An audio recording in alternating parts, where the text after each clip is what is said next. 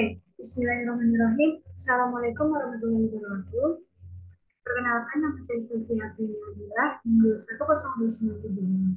Nah, di video kali ini saya akan menganalisis produk yang tentunya video ini dibuat untuk memenuhi ujian akhir semester mata kuliah manajemen pemasaran.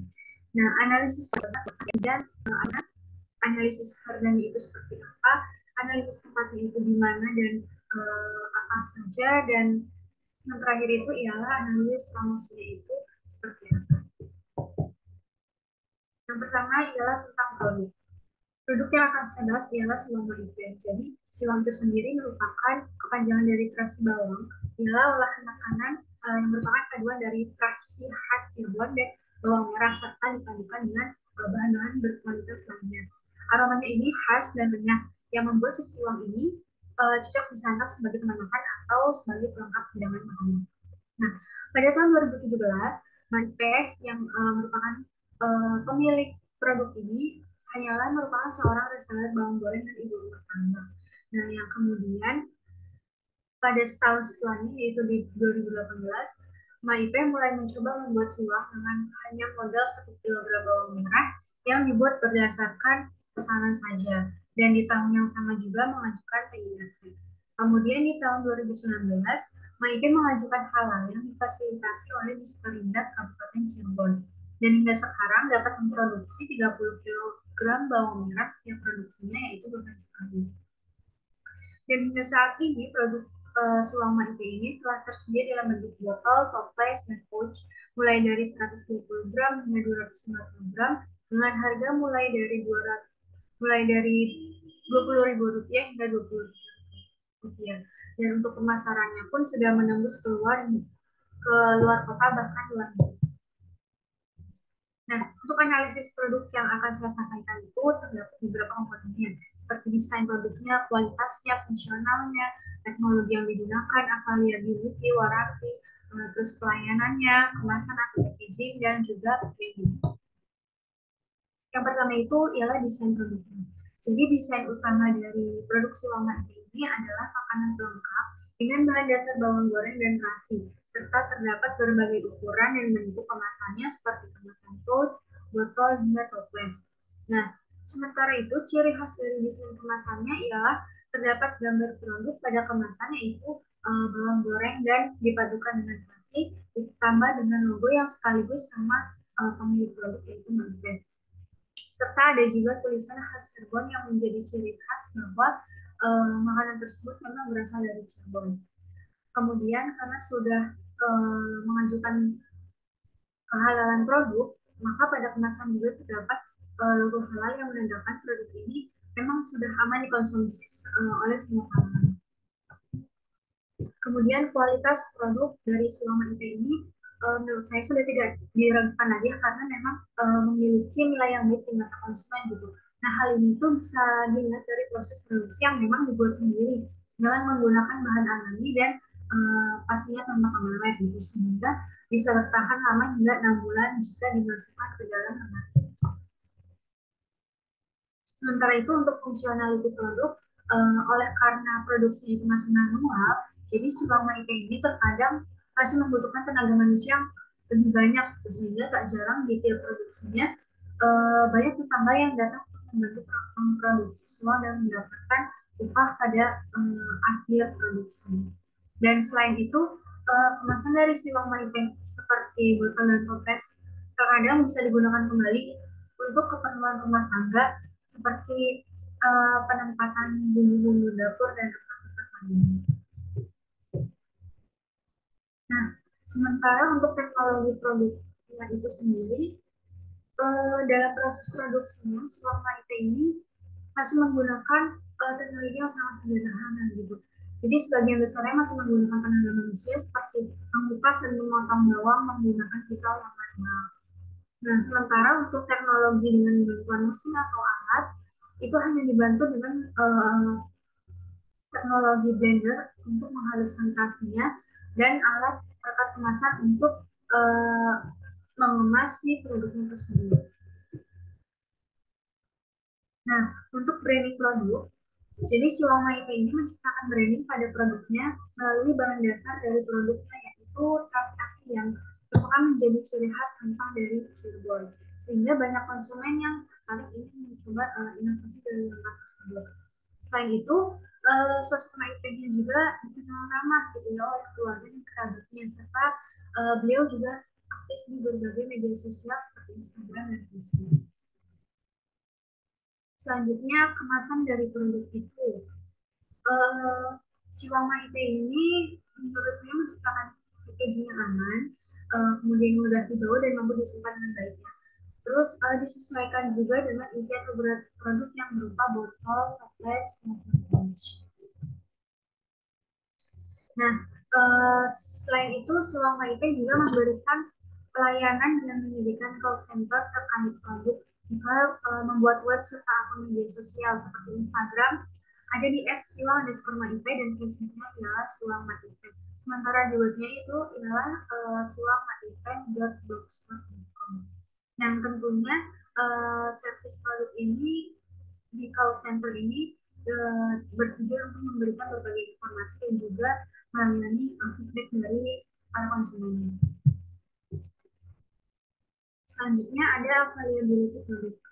Siwang IP ini sudah tersedia di seluruh marketplace dan e-commerce dan terkadang juga terdapat di toko-toko makanan atau snack beberapa acara baik di dalam maupun di luar negeri. Di antara e-commerce yang menjual Siwang IP ini ialah ada Shopee, Bukalapak, Tokopedia, Lazada, Blibli, dan lain sebagainya. Kemudian ada waranti produk. Nah, Siwang IP ini terkadang memberikan waranti dengan mengembalikan uang atau memberikan produk yang baru apabila produk yang diterima konsumen itu tidak dalam kondisi yang baik atau tidak sesuai dengan apa yang dipesannya. Biasanya waranti ini dilakukan ketika H+1 atau maksimal 3 hari setelah konsumen mendapatkan produk yang memang tidak layak untuk dikonsumsi. Nah, selanjutnya ialah ada analisis price atau analisis harga. Ini menyangkut strategi harganya itu seperti apa, terus the range, terus payment period, credit term, sama metode pembayaran yang digunakan. Yang pertama ada price strategi atau strategi harga. Jadi strategi awal Siwang ini hanya memproduksi jika ada pesanan saja, yaitu sekitar 1 kg bawang merah. Dan harganya pun masih sangat terjangkau, masih di bawah harga yang sekarang dipasarkan. Gitu. Nah, kan, tapi seiring bertambahnya pesanan, maka harganya pun disesuaikan dengan berat dari isi produk tersebut. Nah, untuk Siwang IP sendiri mempunyai standar harga yang masih bisa terjangkau atau tidak jauh berbeda dengan harga di pasaran atau harga pesanan. Sementara untuk daftar harga yang dikeluarkan oleh Siwang IP ini, semakin berat isinya maka harganya pun semakin tinggi gitu. Di antara itu ada isi 50 gram yaitu Rp17.500, ada yang isi 100 gram juga Rp27.000 dan lain-lain. Nah, Siwang IP juga sesekali atau bahkan sering memberikan diskon, terutama ada e-commerce seperti promo di awal dan akhir tahun ya, biasanya di e-commerce Shopee atau Tokopedia, kemudian memberikan diskon juga saat bazar. Nah, sementara untuk allowance-nya dalam penjualannya, Siwang IP ini terkadang hadir secara langsung melalui stand makanan di beberapa event, baik di dalam kota maupun luar kota, bahkan hingga ke luar negeri juga. Nah, disitulah terkadang produk dijual dengan potongan harga normal, seperti melakukan buy to get atau pembelian 2 produk mendapatkan 1 produk, atau juga memberikan secara gratis kepada penggemar Indonesia. Nah, untuk payment periodnya, untuk di stand-stand di event tertentu, Siwang IP ini tidak melakukan payment period karena periode pembayaran itu kan cicilan sesuai kesepakatan antara penjual dan pembeli.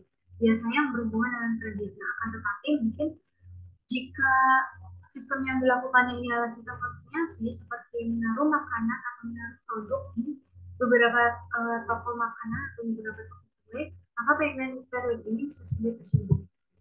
Nah, sama seperti payment period, credit terus juga dilakukan ketika hanya melakukan sistem konsinyasi gitu. Akan tetapi jika dilakukan secara langsung atau pada stand di event-event tertentu, maka credit terms ini pada sebuah market tidak dilakukan. Kemudian metode pembayarannya, oleh karena sebuah market ini produknya dapat ditemui di mana saja dan melalui berbagai platform penjualan, baik pada penjualan secara langsung, e-commerce atau marketplace, maka metode pembayarannya pun bisa dilakukan dengan menggunakan apa saja, baik itu banking, e-wallet, atau kredit, maupun uang tunai. Nah, selanjutnya ialah analisis place atau analisis tempat yang menyangkut trade channels, coverage, location, inventory, dan e-commerce. Ada trade channels di produk Sulama IT ini didistribusikan ke berbagai pasar seperti supermarket, minimarket, dan beberapa toko kue atau toko makanan lainnya. Nah, pendistribusian ini dilakukan ke banyak tempat itu untuk membuat produknya dapat menyentuh ke berbagai lapisan masyarakat. Di antara contoh pasarnya itu ada jika di e-commerce itu ada Tokopedia dan Shopee, sementara untuk di toko-toko supermarket atau minimarket itu ada di Hypermart, terus ada di Jogja juga, dan di toko-toko kuliner. Dan untuk coverage pada produksi uang Mahita ini hingga saat ini masih dilakukan di rumah sendiri. Gitu. Akan tetapi dalam pengembangan bisnisnya, Uang Mahita ini sudah mendistribusikan produk ke beberapa kota melalui kerabat yang tinggal di wilayah tersebut.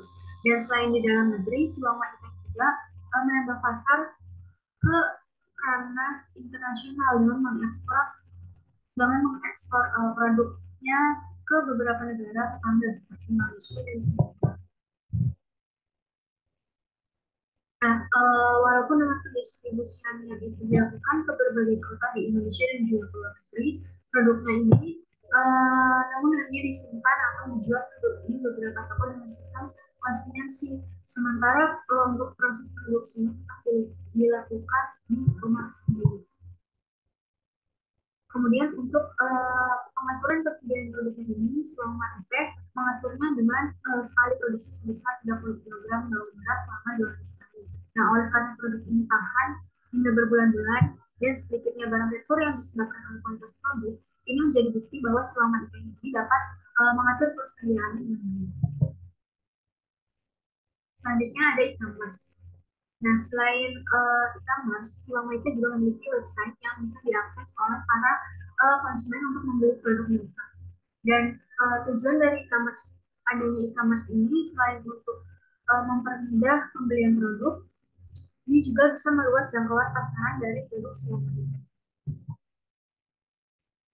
Selanjutnya ialah analisis promotion yang menyangkut adanya public promotion, advertising, personal selling, sales promotion, direct marketing, dan form of marketing.